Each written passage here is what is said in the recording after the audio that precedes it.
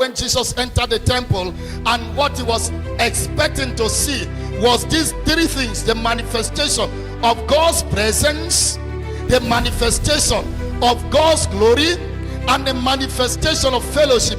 And when he entered the temple, instead of seeing these three things, he saw that they have turned the house of God, his house, his father's house, into dens of robbers, and he picked wheat and drove them away from the temple.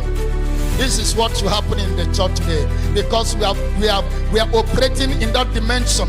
What we hear, Ichabod, that the glory has departed, where there should be the manifestation of God's glory. This is a typical example of Ichabodism, where the glory has departed, the light of God is not found, the presence of God is not found. And instead of people to come here for fellowship, we come here and have turned the house of God into a market square, into dens of robbers, into places where those who are operating in iniquity, those who don't have the knowledge of God, those who are destroying the name of God, destroying the church, they come to church and sit comfortably, and when once they give money, we clap and dance and go and applaud them, and they go back rejoicing.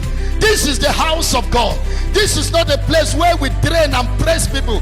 This is the house of God, a place that we come back and pray like Moses prayed in Exodus chapter 33 and say, "Oh God, show me thy glory." And in chapter 34, you have a tangible encounter with the presence of God, that when he came down the mountain, the Bible said the face of Moses radiated glory to the point that the people could not behold his glory. This is the house of God, a place that we should come and go back, and people will see us and see the glory of God, and will become the practical radiation of what God carries. And I prophesy upon you today that as you encounter God in this house, you shall go back and shall radiate this glory in the name of Jesus.